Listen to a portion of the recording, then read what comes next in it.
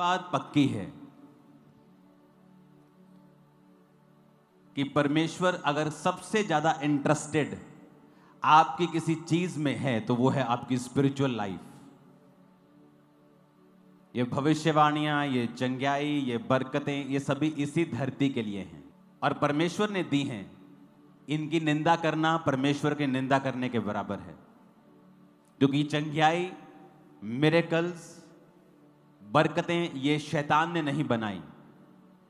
तो इनकी निंदा करने का मतलब है कि आप अपने आप को इनके योग्य करार नहीं दे रहे हैं। आप परमेश्वर के द्वारा बनाई गई चीजों को रिजेक्ट कर रहे हैं। लेकिन दूसरा पहलू यह भी है कि परमेश्वर ने इसे बनाया क्यों है। वचन यह कहता है कि परमेश्वर ने इसे इसलिए बनाया है कि हम लोग अपनी आत्मिक जिंदगी में और मजबूत हो सकें। क्योंकि अगर किसी को उन चीजों से चंगाई मिली है जो मेडिकल साइंस नहीं कर सकी, जो जड़ी बूटियां नहीं कर सकी, तो उस व्यक्ति का विश्वास परमेश्वर के ऊपर बढ़ जाता है। और जब उस व्यक्ति का विश्वास परमेश्वर के ऊपर बढ़ता है तो उसका आउटकम क्या आता है? उसका रिजल्ट ये आता है कि वो व्यक्ति परमेश्वर के वचन के ऊपर यकीन करने लगता है। तो जो अगर परमेश्वर का वचन किसी चीज को पाप कहता है तो वो उस पाप को छोड़ने लगता है, क्योंकि उसने परमेश्वर की कृपा का स्वाद जो है वो चख लिया है। कितने मेरी बात को समझते हैं? मैंने अपनी लाइफ में नोटिस किया है, लोगों को लगता है कि जिन चर्चिस में मिरेकल्स नहीं होते, लोग वचन पे ध्यान देते हैं, वो ज्यादा आत्मिक हैं। लेकिन इसके उल्टा है। जो लोग हीलिंग्स और मिरेकल्स को देखते हैं और वचन को सुनते हैं, वो ज्यादा स्पिरिचुअल चीजों पे ध्यान दे पाते हैं। क्यों? क्योंकि उनके सामने ऐसे प्रमाण होते हैं जो ये प्रूफ करते रहते हैं उसको कि यीशु मसीह जीवित परमेश्वर है। वो वचन से वो भटकता नहीं। उसे पता है कि जो कुछ मैं सुन रहा हूं ये वाकई में रियल है। नहीं तो जो बातें हैं वो बहुत से लोग करते हैं, बहुत से अन्य लोग भी बातें बहुत बड़ी बड़ी करते हैं। उनके पास भी बड़ी बड़ी स्टोरीज हैं सुनाने की, चमत्कार की स्टोरीज, बड़ी बड़ी बातों की कहानियां। पर उनके जो लोग हैं वो धरती के ऊपर उन चीजों को देख नहीं पाते हैं, एक्सपीरियंस नहीं कर पाते हैं। पर जो क्रिश्चियन लोग हैं, आप लोग हैं, जब आप ऐसी बातें बाइबल से सुनते हैं कि परमेश्वर ने ये मिरेकल कर दिया, परमेश्वर ने ये हीलिंग की, और आप आज के दिन में भी उसे पूरा होते हुए देखते हैं, ये आपकी स्पिरिचुअल लाइफ को स्ट्रांग करता है। आमीन। लेकिन ये चीजें इसलिए हो रही हैं कि परमेश्वर का जो असल मकसद ये है कि आपकी स्पिरिचुअल लाइफ स्ट्रांग हो। और स्पिरिचुअल लाइफ को स्ट्रांग करने का भी एक मकसद है कि आप अपने उद्धार में बने रहें। आप स्वर्ग जा रहे हैं, आपको आज पता है। क्या हो अगर कल आप गुनाह कर ले तो फिर तो आप नहीं जा रहे। परसों आप व्यभिचार में पड़ जाएं, फिर तो आप नहीं जा रहे। तो वचन आपको आत्मिक जिंदगी, मजबूत आत्मिक जिंदगी हेल्प करती है आपकी कि आप उद्धार में बने रहें। और हीलिंग्स और मिरेकल्स और परमेश्वर की पावर हेल्प करती है कि आप स्पिरिचुअल लाइफ में बने रहें। तो ये एक दूसरे के साथ जुड़ी हुई चीजें हैं। कितने मेरी बातों को समझ रहे हैं? इसलिए जो कुछ परमेश्वर ने इंतजाम किया है, उस इंतजाम को कभी भी निंदा ना करें। जो कुछ परमेश्वर ने दिया है उसको एक्सेप्ट करें, उसकी तारीफ करें और आगे बढ़ें, और देखें फिर परमेश्वर किस तरह से आपकी लाइफ में रास्तों को ओपन करता है। आमीन। अगर आप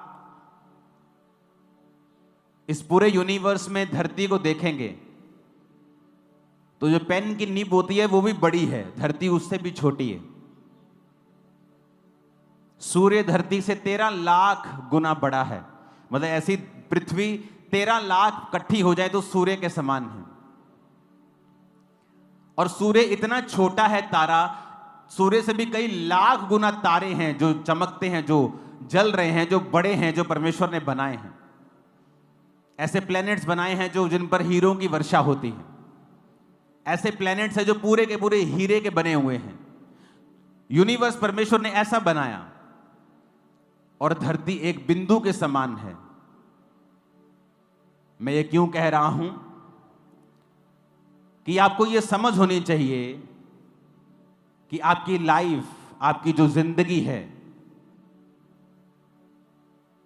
आप इसे पूरी तरह से समझ नहीं सकते जब तक आप परमेश्वर के कदमों में नहीं आएंगे। अमृतसर मीटिंग के दौरान जब मैं पुलपिट पे गया तो परमेश्वर ने मुझसे कहा इनको बोल। मैं वो तैयार करके नहीं गया था, जो तैयार वचन था वो और था। परमेश्वर ने कहा इनको बोल, अगर ये मेरे साथ वफादार नहीं होंगे तो ये झूठ पर यकीन करने लगेंगे। कोई आगे बोलेगा भैन जी आ बहुत सोहनी स्कीम है एक, देखियो तुसी इन्ने पैसे लाने तुहाडे इन्ने बन जाने। आप फंस जाएंगे। आप वो काम करेंगे जिनमें आपको फ्यूचर में कर्जे का सामना करना पड़ेगा। आप वो काम करने लगेंगे जो आपको नुकसान करेगा फ्यूचर में। परमेश्वर ने कहा जो लोग मुझसे वफादार नहीं हैं वो झूठ पर यकीन करने लगेंगे। परमेश्वर आपके खिलाफ नहीं होता, लेकिन उसका यह सिस्टम है कि सारी चीजें आपके खिलाफ काम करना शुरू कर देती हैं। जब आपके जीवन में परमेश्वर नहीं होता और चीजें आपके खिलाफ काम करती हैं, फिर कोट्स निकलते हैं। जिंदगी एक संघर्ष है, जिंदगी दुखों से भरी हुई है। फिर वो सारी चीजें निकलेंगी जो परमेश्वर ने नहीं निकाली आपके लिए। वो तो कह रहा है कि जिंदगी एक ब्लेसिंग है, मैंने तुझे दी है, सारे सुख मैंने तेरे लिए बनाए हैं, तुझे क्या करना है, तुझे मेरे साथ चलना है। स्पिरिचुअल लाइफ में जब आप बढ़ने लगते हैं और आप एक फैसला करते हैं कि आज से मैं परमेश्वर के संग चलूंगा, आप जैसे ये फैसला करते हैं, हो सकता है बाहरी रूप से आपको कोई भी बदलाव कुछ दिनों तक, कुछ महीनों और शायद कुछ सालों तक भी दिखाई ना दे। इसका मतलब यह नहीं है कि परमेश्वर आपके विषय में सोच नहीं रहा या काम नहीं कर रहा है। एक स्टोरी को हम जानते हैं, रूत की। नियोमी, उसका पति।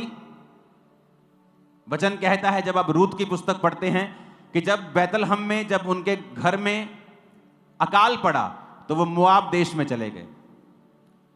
बैतलहम ऊंचा है, मोआब नीचा है।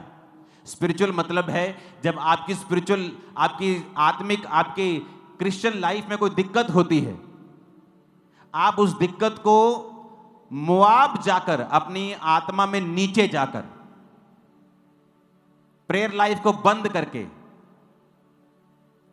खुदा के वचन को तोड़कर उस प्रॉब्लम को सॉल्व करने की कोशिश कभी मत करें।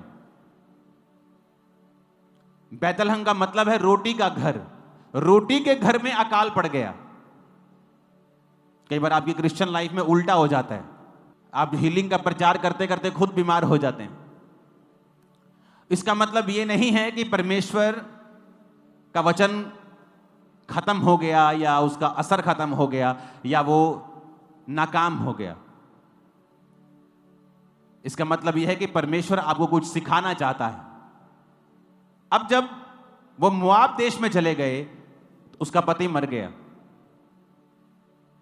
उनको अकल आनी चाहिए थी कि जिस मौत के डर के मारे हमने अपना देश छोड़ा, यहोवा की आराधना करना छोड़ के उस देश में आ गए जिससे परमेश्वर नफरत करता है। वो मोआबी जाति में आ गए जो बाप और बेटी से पैदा हुई थी, जिससे परमेश्वर नफरत करता है। उस जाति में हम आ गए, अपनी आत्मिक जिंदगी को छोड़ दिया, पर समझ नहीं आई। पति मर गया फिर भी समझ नहीं आई। कुछ लोग ढीठ होते हैं, जब परमेश्वर उन्हें सजा देता है वो उसको समझते हैं कि नहीं ये परीक्षा होगी, लेकिन कई बार वो परीक्षा नहीं होती, परमेश्वर उन्हें कुछ दिखाता है। फिर भी वो समझी नहीं, और जब उसके दोनों बेटे मर गए और वो खाली हो गई और सिर्फ अपनी 2 बहुओं के साथ हो गई, और फिर उसे सब समाचार मिला कि तेरा अपना देश बहुत प्रॉस्पर हो रहा है, तो वचन कहता है वो सोचने लगी कि मैं बैतलहम वापस जाऊंगी। जब वापस जाने लगी, दोनों बहुओं को बुला के पूछा कि बेटियों तुम वापस चली जाओ, मेरे पास कोई पुत्र नहीं है कि मैं तुम्हारी दोबारा शादी कर दूं, मेरे पास कोई बेटा नहीं है, ना ही मैं पति करूंगी कि उसका मेरे बच्चे हों और फिर तुम उनसे शादियां करो। क्या उनके सियाने होने तक तुम आशा लगाई रहेगी? तो वापिस चली जाओ। तो वचन कहता है जेठानी वापिस चली गई, ओपरा वापिस चली गई। उसने संसार को चुना, पति के सुख को चुना, पर उसे यह मालूम था कि मेरी सास जीवित परमेश्वर को मानती है। कई बार आप ऐसे क्रिश्चियन घर में चले जाते हैं जो खुद तो परमेश्वर को नहीं मानते होते, जो खुद तो परमेश्वर के खिलाफ हैं, लेकिन एक जन उस घर में ऐसा चला जाता है जिसको पता होता है कि ये परमेश्वर तो जीवित है, लेकिन ये आदमी सारे गड़बड़ हैं, ये नहीं मानते अच्छी तरह से परमेश्वर को, लेकिन जिस परमेश्वर के पास मैं आई हूं ये वाकई जीवित परमेश्वर है। तो रूत ने क्या कहा? रूत कहती, मैं तेरे संग चलूंगी, तेरा परमेश्वर मेरा परमेश्वर होगा, मृत्यु के अलावा कोई भी मुझे तुझसे अलग नहीं कर पाएगा, तेरे लोग मेरे लोग, तेरा प्रभु मेरा प्रभु। और जब सास नयोमी ने देखा कि ये जो कह रही है दिल से कह रही है और अपने फैसले पे अडिग है, तो वचन कहता है कि वो मान गई कि ठीक है, तू मेरे संग चल। वापिस पहुंचे। जैसे वो नगर में वापिस पहुंची तो पूरे नगर में वचन कहता है हलचल मच गई। ऐसे ही लिखा है, हलचल मच गई। हलचल मच गई तो लोगों ने कहा, देखो नयोमी आई है, नयोमी आई है। और नयोमी ने क्या कहा? मुझे नयोमी ना कहो, मुझे क्या कहो? मुझे मारा कहो। मैं कड़वी होके वापिस आई हूं। क्यों कड़वी होके आई हूं? क्योंकि मैंने अपनी स्पिरिचुअल लाइफ पर ध्यान नहीं दिया। मैं अपनी जिंदगी के मसलों को सॉल्व करते करते, मेरा परिवार अपनी जिंदगी के मसलों को सॉल्व करते करते आत्मा के खिलाफ हो गया, वचन के खिलाफ हो गया, संगति के खिलाफ हो गया। और देखो, जो कुछ हम पाना चाहते थे खुदा को छोड़ के, हम सब कुछ गवा के आए हैं। और मुझे मारा कहो, उसने कहा, मुझे कड़वी कहो, नयोमी ना कहो। लेकिन एक खूबसूरत चीज थी जो परमेश्वर कर रहा था उस घटना के दौरान भी, क्योंकि वो आपका परमेश्वर प्रेमी परमेश्वर है और वो नहीं चाहता आप नाश हो। वो आपका परमेश्वर जो खूबसूरती पैदा कर सकता है राख में से भी, सिर्फ आपको मुड़ने की जरूरत है खुदाबंद की ओर।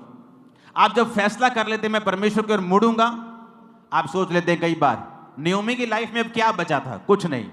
बेटे मर गए, पति मर गया, एक बहू छोड़ के चली गई, एक बहू रह गई, कोई कुछ नहीं है लाइफ में, कोई पैसा नहीं है, कोई काम धंधा नहीं, बूढ़ी हो चुकी है, सब कुछ गवा के फिर भी उसने कहा कि ठीक है मैं परमेश्वर के पीछे चलूंगी। तो क्या हुआ? परमेश्वर एक खूबसूरत चीज उनकी लाइफ में करता है। रूत 2 बाप में, जो मैंने आपको वचन सुनाया वो 1 बाप का था, अब 2 बाप का 2 अध्याय का सुना रहा हूं। रूत 2 उसकी 2 और 3 आयत में लिखा है, मोआबिन रूत ने नयोमी से कहा, मुझे किसी खेत में जाने दे कि जो मुझ पर अनुग्रह की दृष्टि करके करे, उसके पीछे पीछे मैं सीला बीनती जाऊं। यानी जो खेत में फसल काटते थे तो फसल जो बच जाती है थोड़ी थोड़ी, मैं उसे बीनती जाऊं, उसे उठाती जाऊं। उसने कहा जा, चली जा बेटी। तो नयोमी ने अपनी बहू को कहा जा, क्योंकि वो कटनी के दिन थे तो उसे मालूम था कि कुछ खाने को मिल जाएगा। इसलिए वो जाकर एक खेत में लवने वालों के पीछे बीनने लगी। जिस खेत में वो संयोग से गई थी वो एलीमेलेक के कुटुंबी बोअज का था। हालेलुया। अब ये बड़ी ध्यान देने वाली बात है। वचन कहता है यहोवा की आंखें धर्मियों की तरफ लगी रहती हैं और उसकी पलकें तुम्हें नित्य जांचती हैं। हमेशा तुम परमेश्वर की निगाहों के नीचे होते हो और वो तुम्हारी हर एक बात को, तुम्हारे दिल की गहराई को, शैतान तो तुम्हारे शब्दों को जानता है, तुम्हारे दिल को नहीं जानता। जो तुम बोलोगे, जो रिएक्ट करोगे, वो उसको समझ के अपनी प्लानिंग करता है। पर परमेश्वर दिलों और गुर्दों को लिखा जांचने वाला परमेश्वर है। अब यहां पर लिखा वो संयोग से वहां चली गई। कहां? बोअज के खेत में। कौन था बोअज? बोअज नयोमी का एक रिश्तेदार था।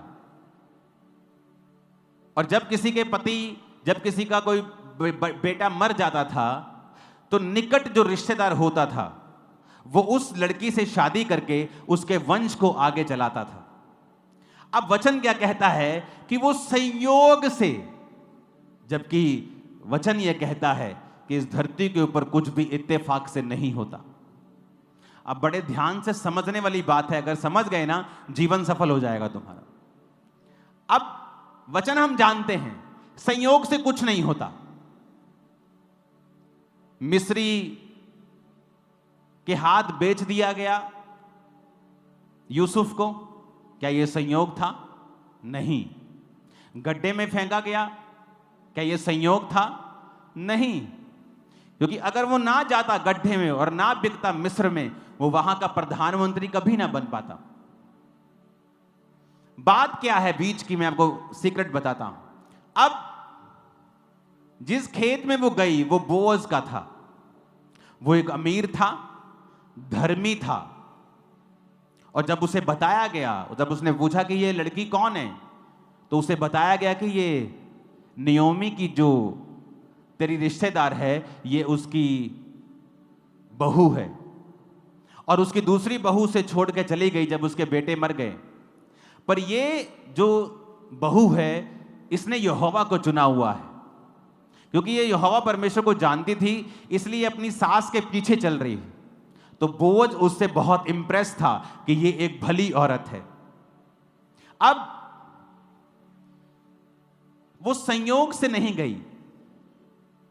जब आप प्रभु के साथ वफादार होते हैं, इसलिए तो मैं कहता हूं, आपकी बुद्धि, आपकी स्किल, आपका वरदान, आपकी पढ़ाई किसी काम की नहीं अगर आपके जीवन में परमेश्वर नहीं है तो। जब वो प्रभु के साथ वफादार है और अपनी सास के साथ रह रही है, उसे पता है मुझे सास को पालना पड़ेगा, अपने को भी पालना पड़ेगा, शादी वो नहीं कर सकती। अब यहां पे वो खुदा के साथ वफादार है, और देखो संयोग लिखा, बाय चांस, अगर आप इसे इब्रानी में पढ़ेंगे, बाय चांस, कि वो उस खेत में गई जो बोअज का था। और क्या हुआ, उसने आकर अपनी सास को बताया बोअज के बारे में। सास ने कहा ये तो हमारा रिश्तेदार है।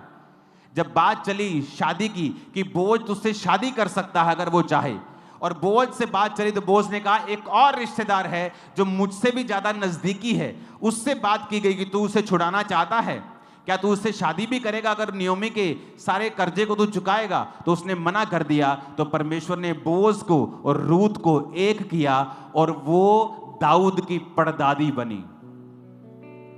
अब सुनो ध्यान से, जब वो परमेश्वर के साथ वफादार थी तो बाय चांस उस खेत में गई जो बोअज का था। क्या आपको ये वचन काफी नहीं है? हालेलुया, ऊंची आवाज में बोलो हालेलुया।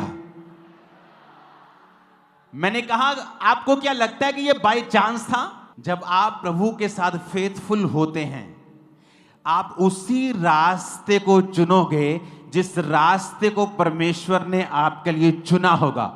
आपके ना जानते हुए भी आप उसी जगह पे जाओगे जो आपकी आशीष के लिए चुनी होगी। ये आपकी पढ़ाई नहीं कर सकती, जबकि मैं खुद एक पढ़ा लिखा इंजीनियर हूं। आपकी अमीरी भी नहीं कर सकती, आपकी चुस्त चालाकी, स्किल, होशियारी भी आपके साथ ये नहीं कर सकती कि आप उसी जगह पे जाएं। संयोग, इत्तेफाक नाम का कोई शब्द नहीं है। जो कुछ होता है परमेश्वर की मर्जी से होता है। ऐसे कैसे हो सकता है? वो कौन सा छोटा सा एरिया था, मोहल्ले की बात हो रही, पूरे शहर की, पूरे देश की, स्टेट की बात हो रही। अगर आप इसके 1 किलोमीटर में चले जाएं चर्च के, तो कम से कम 200 लोगों की जगहें होंगी, 300 लोगों की जगहें होंगी। तो ऐसे कैसे हो सकता है कि आप उसी जगह पे जाएं जहां पर परमेश्वर ने आपके लिए एक महान योजना रखी है? इसलिए मैं कहता हूं, आप परमेश्वर के संग फिर से पढ़ेंगे उस वचन को, 2 आयत को, 3 आयत को फिर से पढ़ेंगे। रूत ने नियोमी से कहा मुझे किसी खेत में जाने दे, 3 आयत को पढ़ेंगे। इसलिए वे जाकर एक खेत में लवने वालों के पीछे बीनने लगी। जिस खेत में वो संयोग से गई थी वो एलीमेलेक के कुटुंबी बोअज का था। उसी के रिश्तेदार का था। बड़ी ये छूने वाली बात है कि वो कुछ नहीं जानती, लेकिन वहां पहुंच गई जहां परमेश्वर की योजना थी। उसने ढूंढा नहीं, कोई एफर्ट नहीं किया आकर कि सबसे पहले मैं अपनी सास के रिश्तेदारों को ढूंढूं।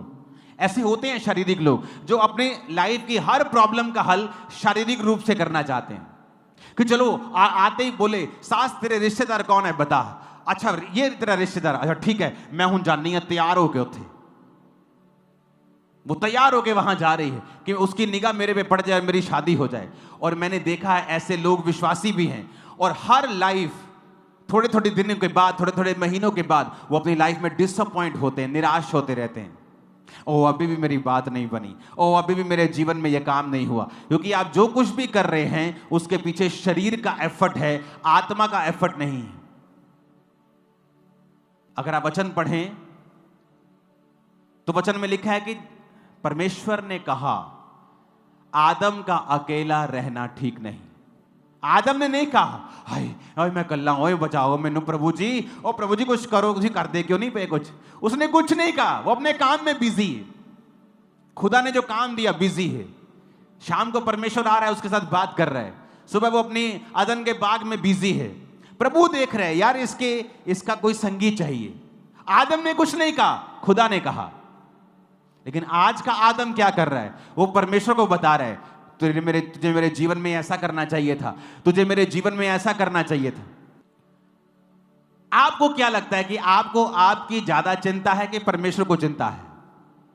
इमेजिन करो आपका 3 साल का बेटा, आपकी 3 साल की 4 साल की बेटी आपके पास आके चिंता करने लगे कि आप ये बिजली का बिल कहां से चुकाएंगे, आप अगले महीने खाना कहां से लेके आएंगे। तो उसका बाप सोचेगा तू मूर्ख है क्या, तू अपना खेल, तो तू अपना काम कर, पढ़ चल, एंजॉय कर, मैं जानता हूं कैसे क्या करना है। उसी तरह से परमेश्वर है। जब हम अपने मसलों का हल शरीर से करना चाहते हैं, इमेजिन करो जब रूत वहां गई और सबसे पहले ढूंढती, अच्छा रिश्तेदार बता, सास तू मम्मी अपने रिश्तेदार बता कौन है जो मुझसे शादी कर सकता है। बेटा ये रिश्तेदार है, ये बोझ भी है, अच्छा ठीक है। मैं तैयार होके जाती हूँ, फुल तैयार होके जा रही, फुल परफ्यूम शर्फ्यूम कपड़े शपड़े डाल के फुल तैयार होकर ही करके आगे आगे जा रही उसकी। यदि निगाह मेरे पे पै जाए मेरा ब्याह हो जाए। कभी भी बोझ की शादी उससे नहीं होती।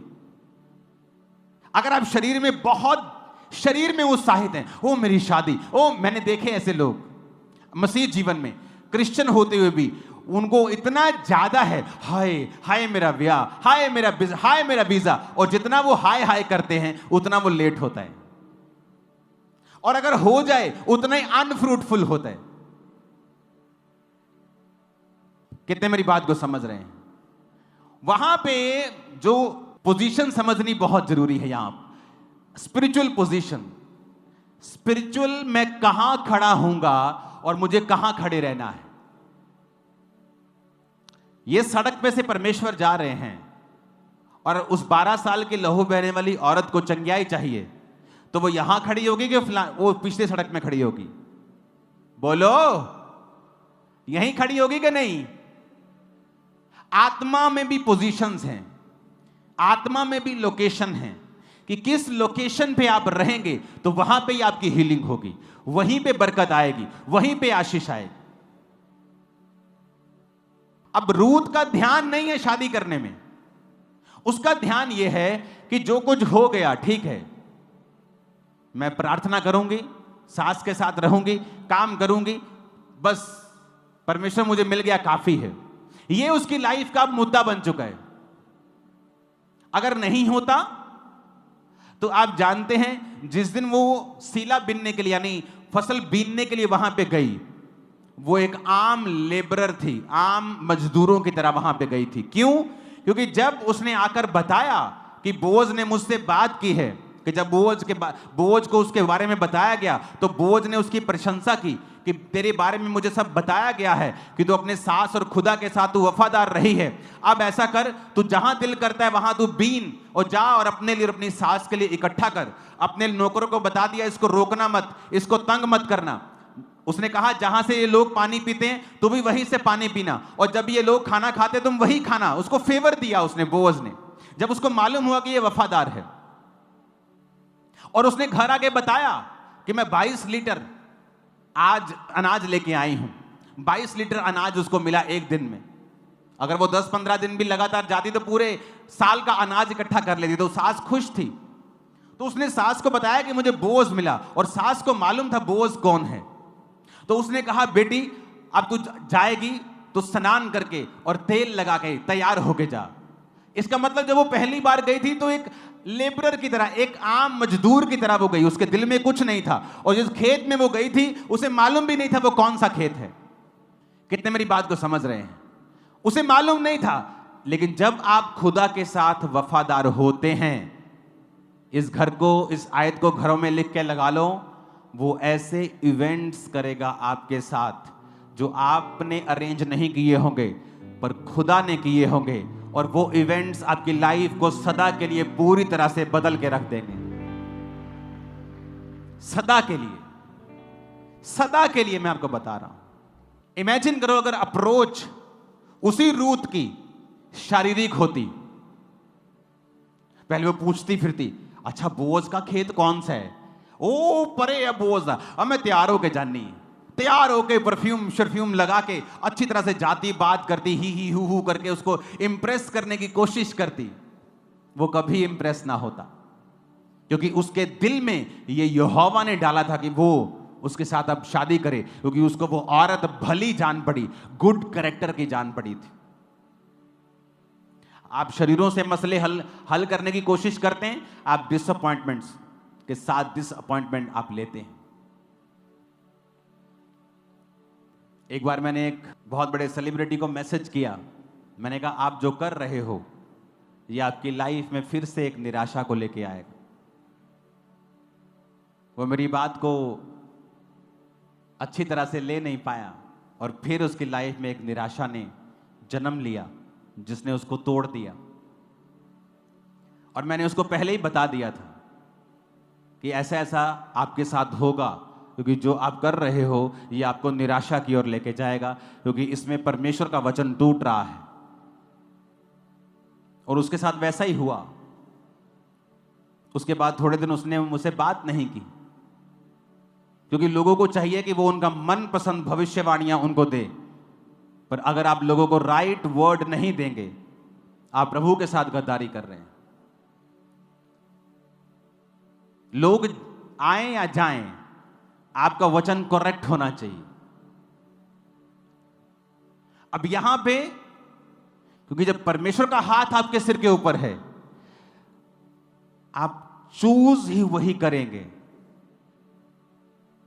वो रिश्तेदार जिसका कभी मूड नहीं बना आपकी हेल्प करने का, उसका मूड बन जाएगा। आप बोलेंगे ये तो मेरे को लाइक भी नहीं करता था।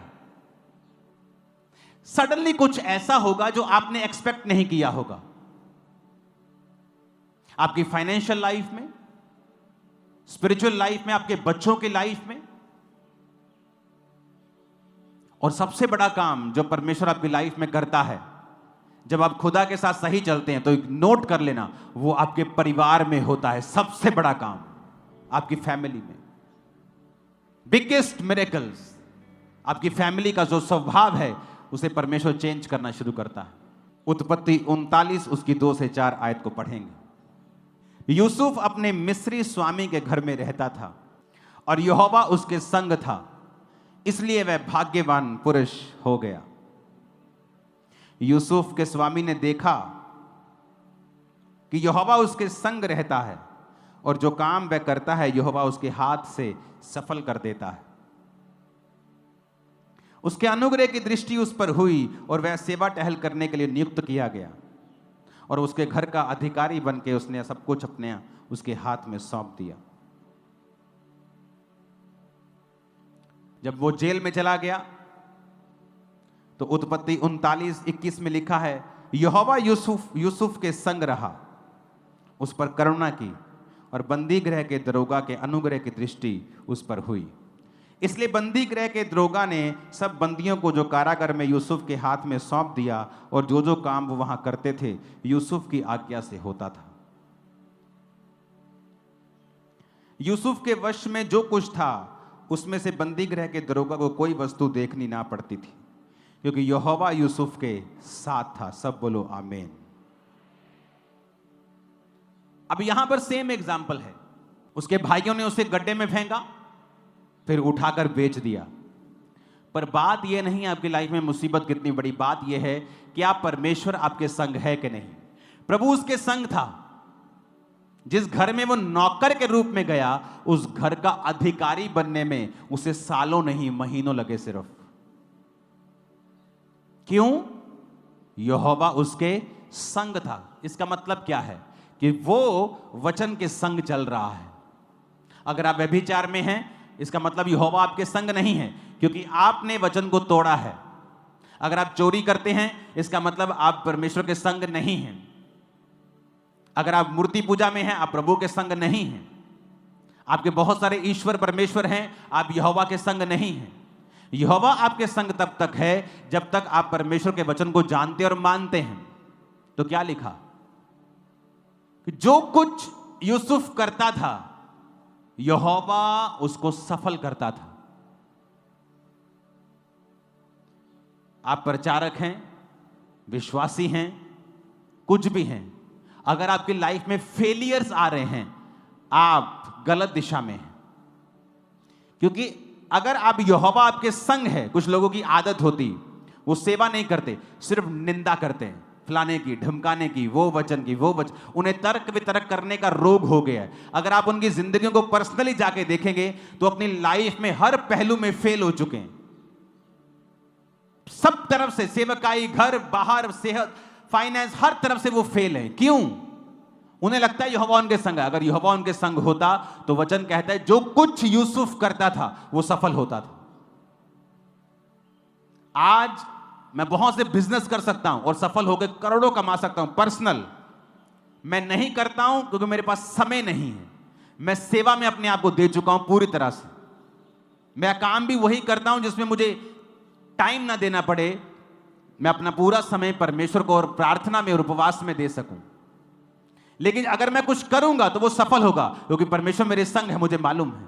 और जो कुछ मैंने किया है उसमें मैं सफल हुआ हूं, क्योंकि परमेश्वर मेरे संग है, मुझे मालूम है। प्रभु मेरे संग इसलिए है क्योंकि मैंने वचन को प्रैक्टिकली पूरा किया है। और वचन क्या कहता है? जब उस घर के मेन बंदे ने गलत फहमी से उसको जेल में डाल दिया, लिखा जेल में भी यहोवा उसके संग था। जेल जाकर दरोगा की दृष्टि उस पर हुई और जेल में भी यहोवा उसको प्रॉस्पर करने लगा और सारे कैदियों का उसको लीडर बना के सब कुछ दरोगा ने उसके हाथ में सौंप दिया। यह साबित करता है कि यहोवा उसके संग था। तो प्रॉब्लम यह नहीं है कि आपकी लाइफ में गरीबी है या आपकी लाइफ में संघर्ष है या आपकी लाइफ में किसी खास मसले के ऊपर आप तंग हैं। प्रॉब्लम यह है क्या यहोवा आपके संग है या नहीं। अगर तो वो आपके संग है, आप बड़ी से बड़ी मुसीबत को तोड़ के बाहर आ जाएं और आगे बढ़ेंगे। वो गरीबी का श्राप हो, बीमारी का श्राप हो, वो कुछ भी हो, क्या यहोवा आपके संग है या नहीं। वचन में लिखा है, न्यायों 2 उसकी 11 आयत पढ़ेंगे। यहोशू के मरने के बाद जब उनका कोई भी लीडर नहीं था तो लिखा इजरायली वो करने लगे जो यहोवा की दृष्टि में बुरा है और बाल नामक देवताओं की उपासना करने लगे। वे अपने पूर्वजों के परमेश्वर यहोवा को जो उन्हें मिस्र से निकाल लाया था त्याग कर प्राय देवताओं की उपासना करने लगे और उन्हें दंडवत किया और यहोवा को गुस्सा दिलाया। 14 आयत में लिखा है, इसलिए यहोवा का कोप इजराइलियों पर भड़का और उसने लुटेरों के हाथ में उन्हें कर दिया।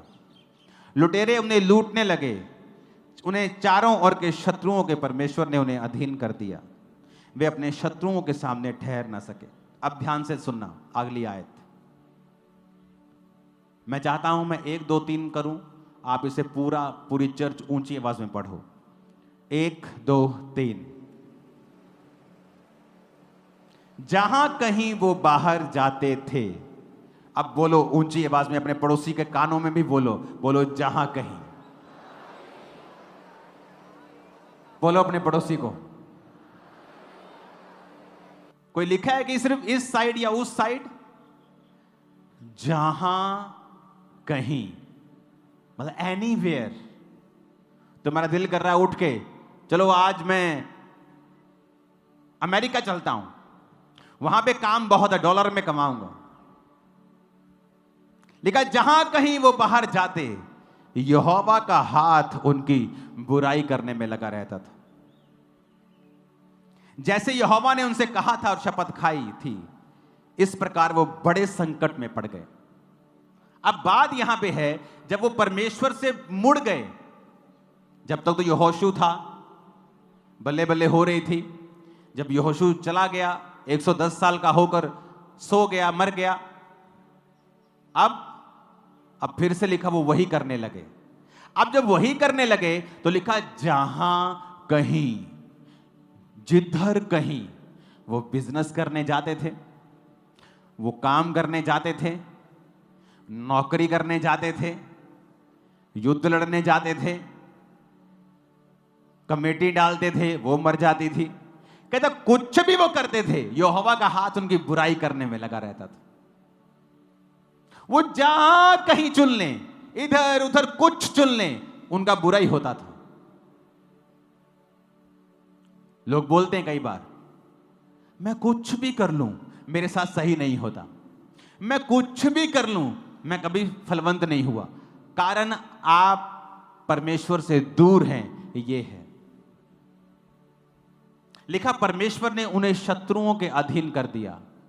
फिर आप शैतान की अधीनगी में चले जाते हैं, शैतान के बंधनों के नीचे, डर के नीचे, बीमारियों के नीचे, कर्जे के नीचे, डिप्रेशन के नीचे।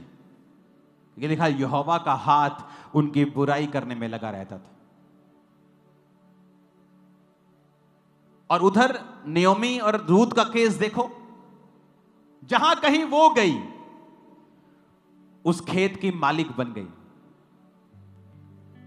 दाऊद की परदादी बन गई, यीशु मसीह की रिश्तेदार बन गई। इससे बड़ी कोई स्टेटमेंट नहीं। जीसस की ब्लड लाइन में घुस गई वो, यीशु मसीह की रिश्तेदार बन गई वो। पता है, ब्लड की रिश्तेदार, ब्लड लाइन में चली गई, जीसस क्राइस्ट की ब्लड की रिश्तेदार बन गई वो, क्योंकि वो दाऊद के कुल से पैदा हुआ। जब आप प्रभु के साथ सही चलेंगे ना, वो आपके लिए एक बड़ा काम करेगा। और आपको ये भी बता दूं, वो सडनली से करेगा, एकदम से करेगा, अचानक करेगा। आंखें खुली रह जाएंगी, शैतान की भी, विरोधियों की भी, आपकी भी, ये खुदा ने आपके साथ क्या किया है और वो करने वाला है आपके साथ। आमीन खड़क के बजाओ एक बार, हालेलुया।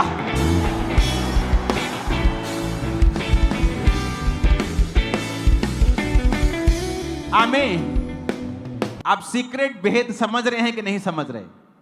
कि आप कुछ भी कर लें, फिर जब आप वचन के खिलाफ हैं, आप कुछ भी कर लें, आप वहां नहीं पहुंच पाए।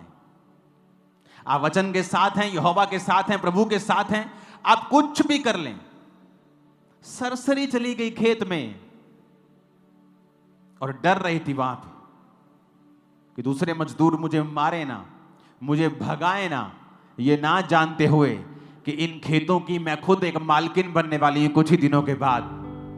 एक बड़ा काम मैं भविष्यवाणी करता हूं, आप और आपकी संतान के जीवन में परमेश्वर करने जा रहा है। आमीन। साथ चाहिए और ऊंचे चाहिए और हाथों को उठा के चाहिए।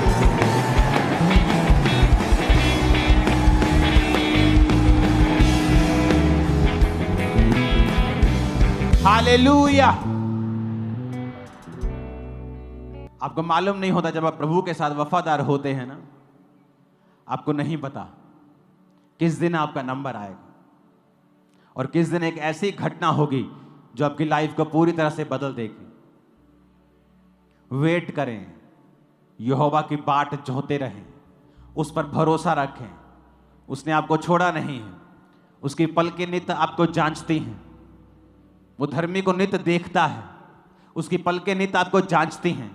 इस धरती पर इत्तेफाक से कुछ नहीं होता, सब कुछ कंट्रोल में खुदा के। उसे ये दिखाएं सिर्फ कि आप उसके साथ वफादार हैं, दैट्स इट। समाज का डर कुछ नहीं दे पाएगा। जिंदगी का डर एलीमेलेक नियोमी को था कि यहां रहेंगे तो मर जाएंगे। अरे नहीं, वहां रहे तो मर गए, यहां रहे तो जी जाते तुम लोग। जीसस में परीक्षा आती, मसीहत में परीक्षा आती तो मरते नहीं, लेकिन भाग के जो परीक्षा आएगी उसमें तुम मर जाओगे। अपने पड़ोसी को बोलो, खुदा के साथ वफादार रहे। फिर से बोलो ऊंची आवाज, आमीन।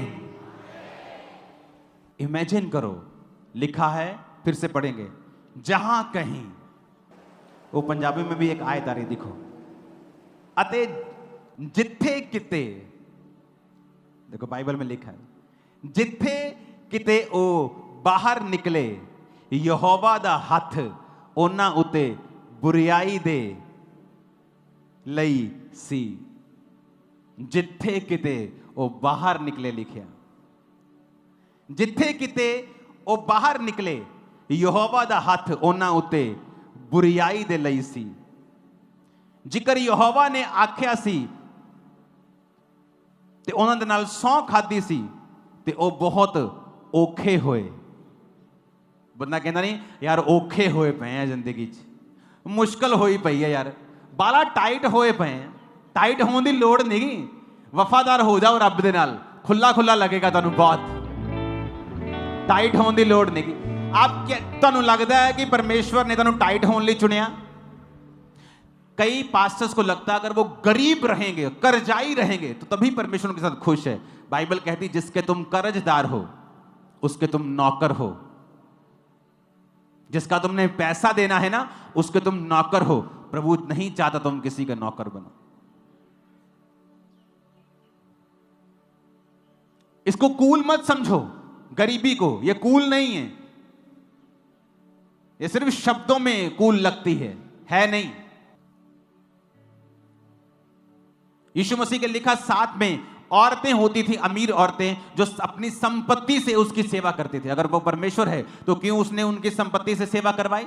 नए नियम में आपको हुक्म यह है कि आप टाइट से भी ज्यादा बोए। आपको मालूम है टाइट तो एक कवनेंट है, इस पे तो बहस करना मूर्खता है, क्योंकि ये तो नए नियम से, पुराने नियम से भी पहले था।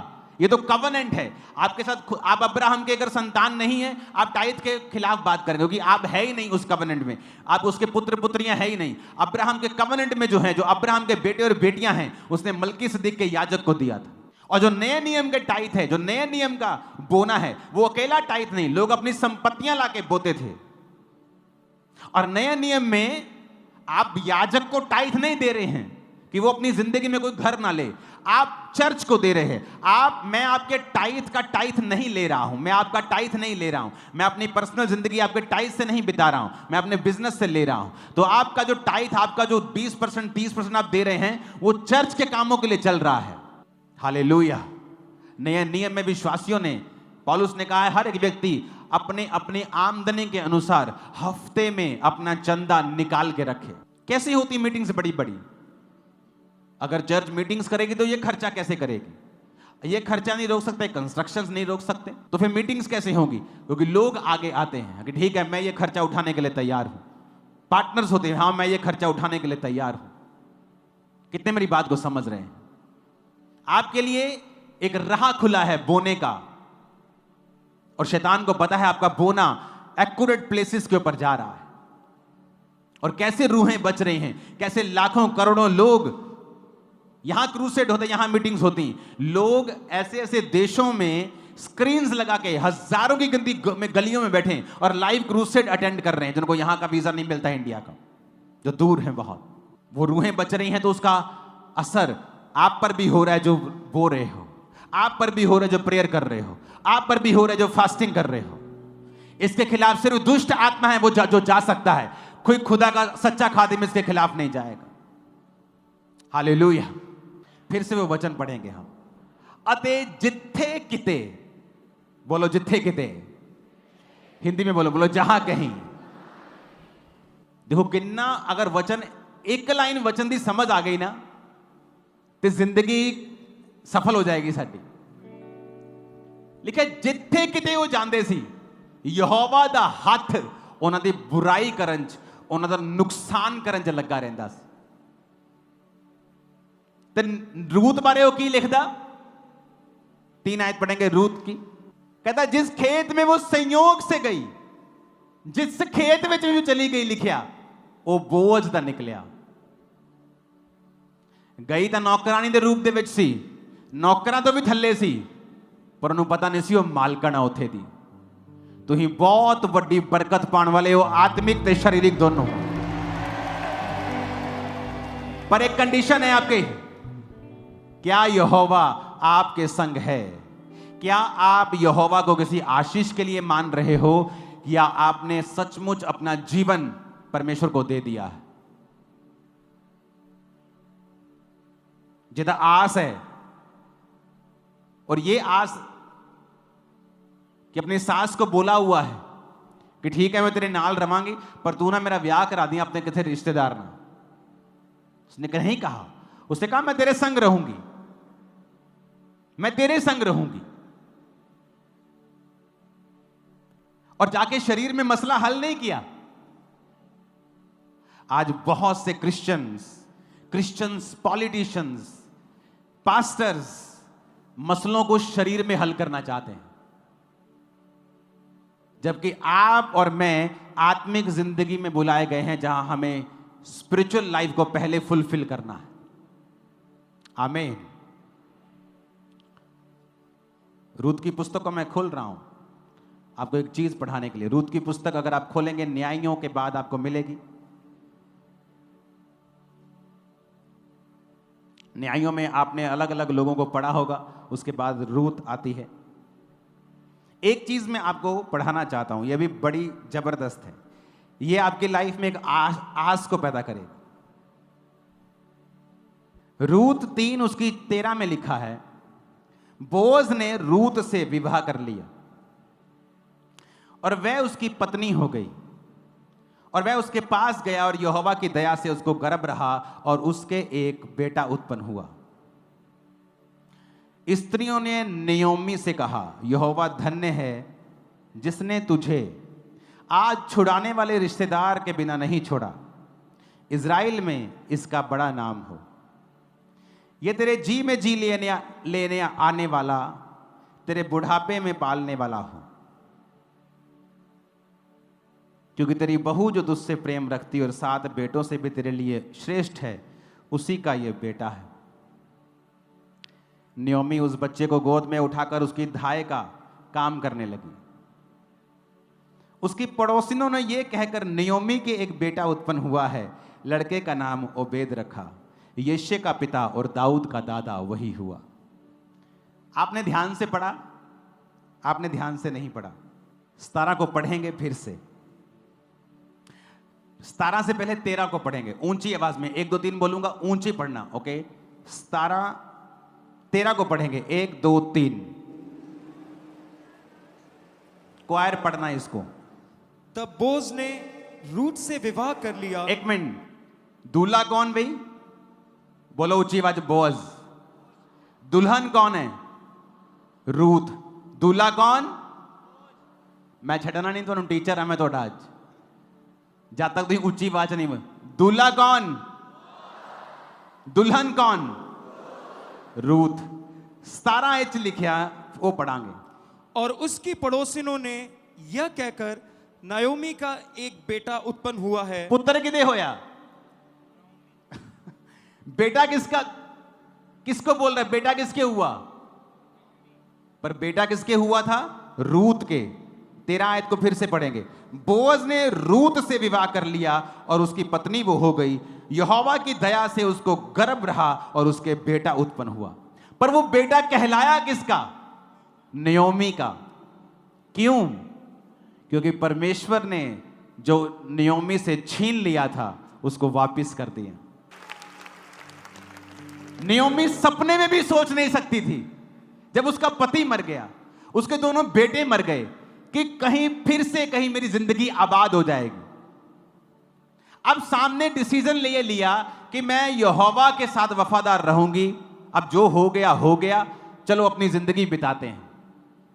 पर मैं आपको फिर से बताता हूं, परमेश्वर आपकी राख जैसी जिंदगी में से भी एक खूबसूरत जिंदगी पैदा कर सकता है जो आपकी सोच समझ से परे होगी। आपको वफादार रहना पड़ेगा, वफादार। वो वाला वफादार नहीं, अगर 7 हफ्तों में आशीष नहीं मिली तो कहीं और चली जाऊंगी। बच्चा रूत के हुआ, पड़ोसी ने कहती तेरे हुआ नयोमी, तेरे पुत्र हुआ, ओबेद नाम रखा। यश्य का डैडी और दाऊद का दादा वही हुआ। क्यों कहा? परमेश्वर जानते हैं उसका बेटा, वो उसकी धाय का काम करने लगी, उसकी दाई बन गई। वो उसी को पालने लगी, उसी को दूध पिलाने लगी, उसी को पालने लगी, उसी को वो खिलाने लगी, उसी को पिलाने लगी, सब कुछ वो करने लगी उस बच्चे का। पैदा वो रूत से हुआ, कहलाया नयोमी का, क्योंकि परमेश्वर ने उसको गिफ्ट दिया कि तू मेरी स्पिरिचुअल लाइफ में मेरे साथ तू वापिस आई है नयोमी, ये ले, मेरी ओर से तुझे एक गिफ्ट देता हूं जो तुझे कोई नहीं दे सकता था।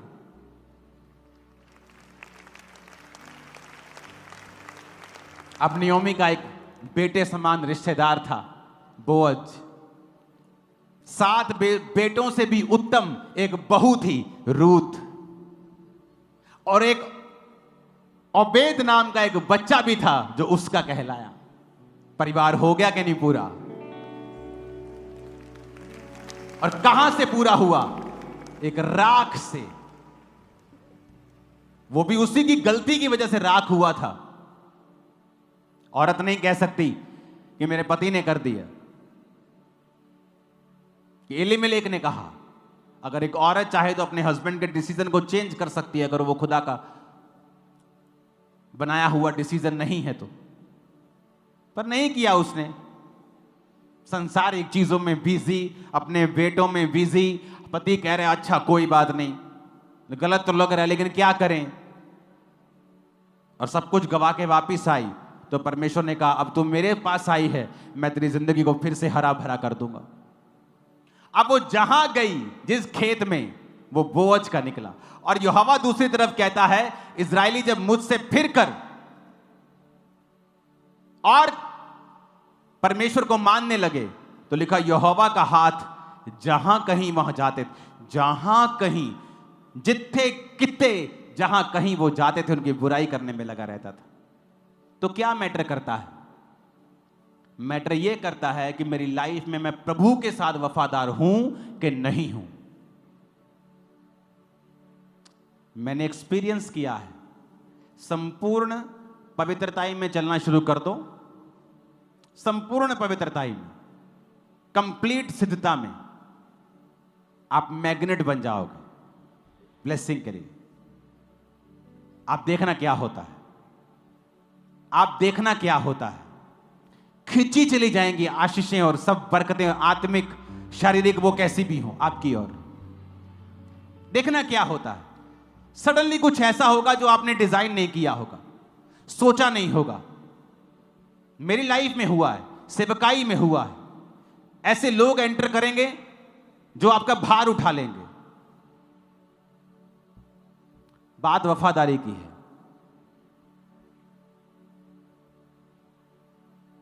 इमेजिन करो आप जहां कहीं जा रहे हैं सफल हो रहे हैं, क्योंकि खुदाबंद आपके साथ है। और जब परमेश्वर आपके संग नहीं, जहां कहीं आप जा रहे हैं आपको पता है कि परमेश्वर आपके संग नहीं, तो रिजल्ट क्या होगा अब आप निकाल लेना। God bless you all. मेरा बिलीव है आप लोग इस वचन को समझ चुके होंगे और अपनी जिंदगी परमेश्वर के साथ तौबा करते हुए बिताएंगे। अगर वो नयोमी को, उस छूछे हाथ वाली, खाली हो चुकी, कड़वी हो चुकी नयोमी को फिर से हरा भरा कर सकता है, वो आपको भी हरा भरा करने वाला है। कोई भी आपकी कंडीशन नियोमी से बुरी तो नहीं होगी, ना पैसा, ना पति, ना बच्चे, ना घर, ना अपना देश, और मुड़ गई परमेश्वर की ओर। क्या है आपकी प्रॉब्लम? नथिंग। अगर वो उसको सॉल्व कर सकता है, वो आपकी भी सॉल्व कर सकता है। एक वायदा कर ले खुदाबंद के साथ, वफादार रहेंगे, बाइबल पढ़ेंगे, प्रेयर करेंगे, वचनों के साथ फेथफुल रहेंगे, आप नीचे नहीं देखेंगे कभी भी फिर।